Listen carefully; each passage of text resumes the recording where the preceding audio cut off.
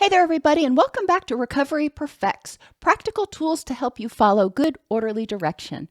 I'm your host, Dr. Dawnalise Snipes. Today, we're talking about Deuteronomy chapter 11, finding abundance through good, orderly direction.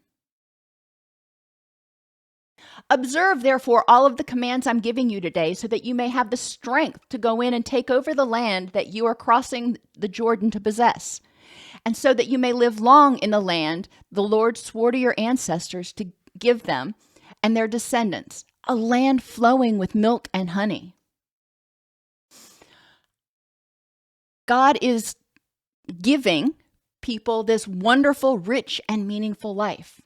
And that's important that we recognize that the Israelites were they were trying to move toward a rich and meaningful life. And good, orderly direction helped them get there. We'll learn in the New Testament that God is love. God provided us with good, orderly direction. God provided us with scripture that gives us tools.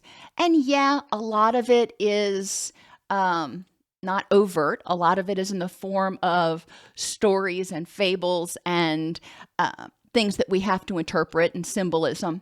But there is good, orderly direction. And that's one of the things that's so important about Scripture is when you read it to ask yourself, why was this in the Bible? Why was this here? What am I supposed to learn from it? What can I get from this? Good, orderly direction. Remember, God is love. God provided us good, orderly direction. And good, orderly direction perfects us in love. A person who is loving towards themselves, towards others, embraces prudence. They act with wisdom and patience. They endure challenges. They don't give up and swipe left at the first sign of trouble. They're respectful to themselves and others. They forgive themselves and others. They're earnest in what they do. If they say they're going to do it, and they do it 100%. They're compassionate with themselves and others.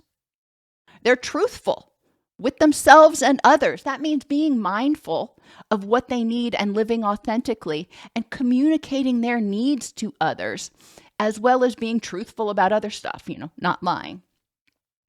And they're selfless. That doesn't mean you give until it hurts. That's just misinterpreted. They are willing to give. They are willing to help. They don't get caught in the pride trap where they think they're too good. They also don't get in the pride trap where they think they're too good to ask for help. They don't get caught in the pride trap where they think they're too good to give other people credit for helping them get where they are. The land you're entering to take over is not like the land of Egypt from which you have come, where you planted your seed and irrigated it by hand as a vegetable garden. I've got a vegetable garden, and I can tell you it takes a lot of time to go out there and water every single row and get it watered well. You can't just do this superficial spray over it, or the roots form at the surface and they'll wither and die at the first sign of heat. Same thing with recovery. You can't just do a quick job. You've actually got to make sure that each plant is quenched down an inch or two, which takes time and it takes patience. In Egypt, the Israelites would plant the seeds of love, but there was no community. They would love each other and a family, but they were generally isolated. They weren't bonded around a common goal, a common set of values and needs. They could nurture these seeds in their own homes, but due to division, could not count on that water spreading and nourishing others. They weren't meeting in large congregations, if you will. Remember, the king was very fearful of the Israelites becoming too prosperous, too strong, too numerous. So they weren't allowed to be having all this worship and frivolity and everything else. They did their work. They worked themselves to the bone. They went home. They got to sleep. They ate, got to sleep, got up and did it again. So there wasn't a lot of time for forming community. The land you're crossing the Jordan to take possession of is a land of mountains and valleys that drinks rain from heaven. It is a land the Lord your God cares for. The eyes of the Lord your God are continually on it from the beginning of the year to its end. The eyes of the community that follows good, orderly direction. You're all paying attention to what's going on and making sure to support and nourish one another. Rain, remember I said symbolism, rain quenches thirst and restores and purifies the body. Even in the flood of Genesis, rain purified the earth of sinful people. That's unfortunately some of the symbolism we were supposed to get. Rain allows crops to mature, like following good orderly direction helps us spiritually mature and bear good fruit. This is a life where if you follow good orderly direction, you will never thirst or hunger for love or meeting your basic needs. And that's one of the things that was so astounding to me when I first started working in addiction recovery and first started getting to know the 12 steps and the 12-step community, how they bonded together. If there was somebody who was new to recovery, who had just gotten out of jail, who was homeless, who had a need, the community pitched in and helped that person out. Even if they were a newcomer, the community pitched in to help that person meet their basic needs. Now, they didn't enable them. They didn't continue to pay their rent or do that for them, but they said, hey, let's help you get a firm foundation where you can grow.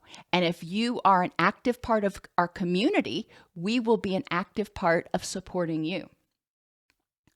Through the trials the Israelites experienced and the lessons God has taught them, they united and they figured out that by following good, orderly direction, they can achieve anything that follows good, orderly direction.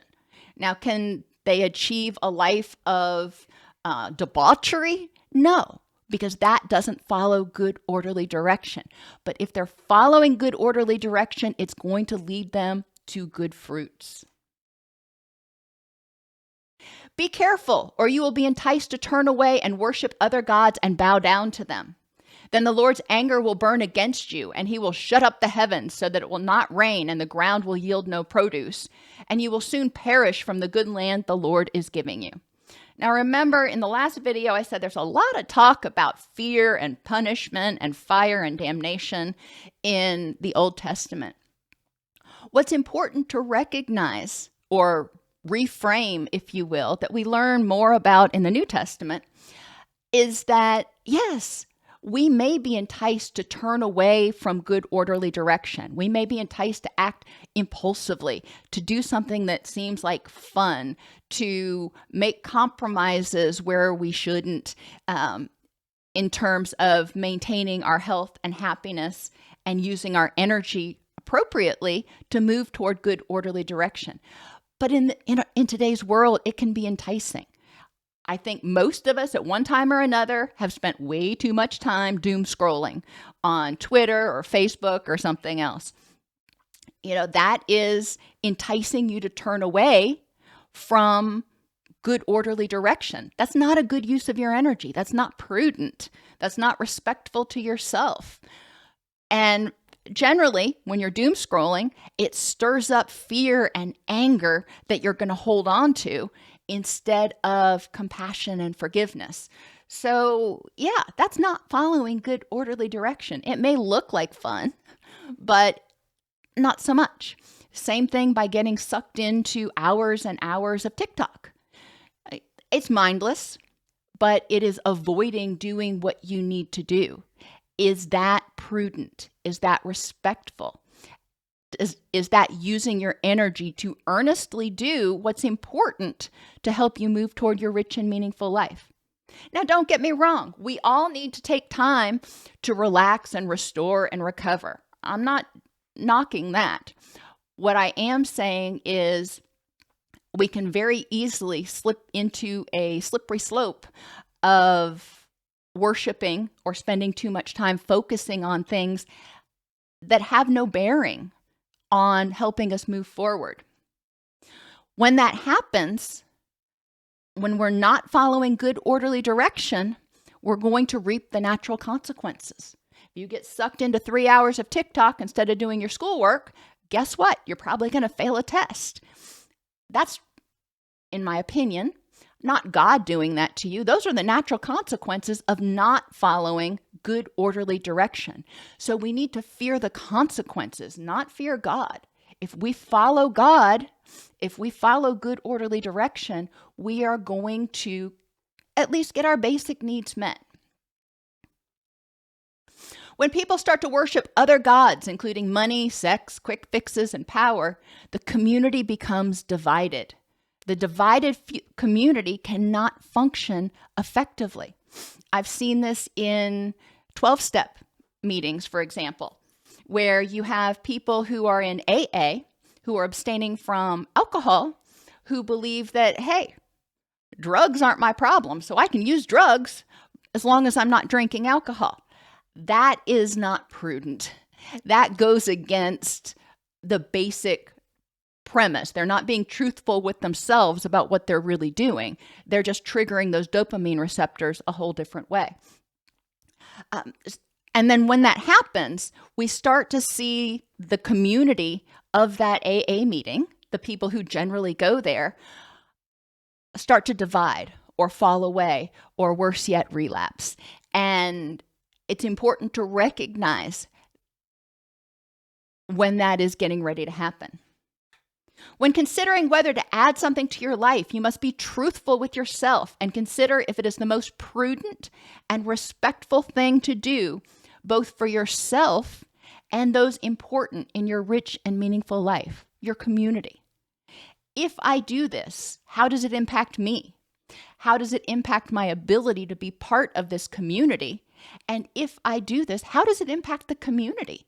If I start bringing drugs into a Alcoholics Anonymous meeting, that ain't going to be very helpful. That is going to be harmful. And it's important for me to recognize that. And it doesn't even have to be substances, for example. If I introduce negativity, if I'm going to this meeting and I'm just constantly holding on to grudges, I won't forgive a dang thing. How does that start creating divisions? And how does that negatively impact me, my ability to help others and support those in my rich and meaningful life? And how does that impact the community? I mean, think about it. If you're going to a meeting or a support group or hanging out with people that, and one of them is just always negative and pessimistic and grumpy, how does that impact you? Fix these words of mine in your hearts and minds. Tie them as symbols on your hands and bind them to your foreheads. Not literally, of course. Teach them to your children, talking about them when you sit at home and when you walk along the road, when you lie down and when you get up. Write them on your door frames and on your gates. The point is to keep good orderly direction and the principles of good orderly direction front and center. It's really easy, if we're not seeing it all the time, to kind of forget about it. You know, it's really easy to fall away and do things mindlessly that are not prudent. So it's important to regularly remind ourselves. It's important to be surrounded by these things so we have triggers, positive triggers in our environment that remind us to follow good orderly direction. Teaching our children to follow good, orderly direction will prevent them from experiencing the distress we experienced. And again, I'm not saying they have to follow the Lord that I call God, but following good, orderly direction, prudence, earnestness, endurance, truthfulness, respect, all of those things we keep talking about. That's not going to hurt any child. Matter of fact, that is going to help any child feel safe, feel loved, feel empowered. Scripture provides guidance and helps us stay in our wise minds. Anger, anxiety, fear, all of those are normal emotions. But prudence helps us say, okay, I recognize that I feel scared. Let me get the facts and then figure out What should I do? What is the good orderly direction? What is the best response to this current situation? Christians would say, what would Jesus do? And I remember when I was in high school, that was a big thing. People had these little bracelets that said, what will Jesus do? I don't see that much anymore. It's also prudent to remember that humans have a very short memory and very little impulse control when faced with extreme emotions, either anger or fear or temptation. So repetition is essential. Meetings are very helpful. And yes, you can do online meetings. That's better than nothing. But it is important. It is important to have support, to have other human beings who can actually talk back to you and give you feedback, who can serve as sounding boards to help you figure out what the next right step is. In counseling, that's what we do a lot. I'm not telling people something they don't already know. I'm acting as a sounding board so they can hear their own words and go, oh, yeah, that doesn't make sense. Or I agree with myself. Studying is also imperative. Getting up and doing mindfulness meditations, doing scripture reading, whatever it is that helps you get focused for the day to be prudent and follow good orderly direction. And reflection, studying in the evening, learning how you followed good orderly direction, learning how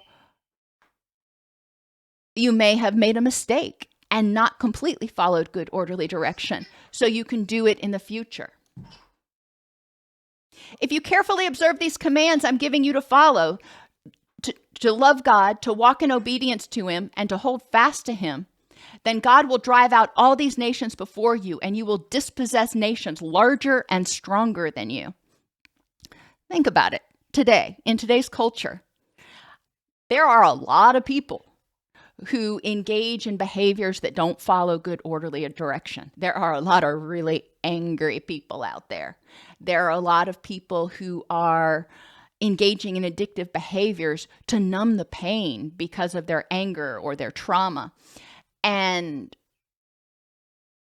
understanding that you don't have to follow in their path. Just because they're doing it doesn't mean you have to.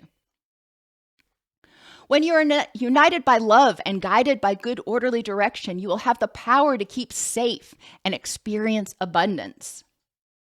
How are things like greed and addiction nations that are larger and stronger than you? So think about the culture and how many people in the culture are not greedy and not engaging in addictive behaviors versus how many that are. That's a pretty big group, but that's okay. Following good orderly direction gives you the confidence to say, you know what?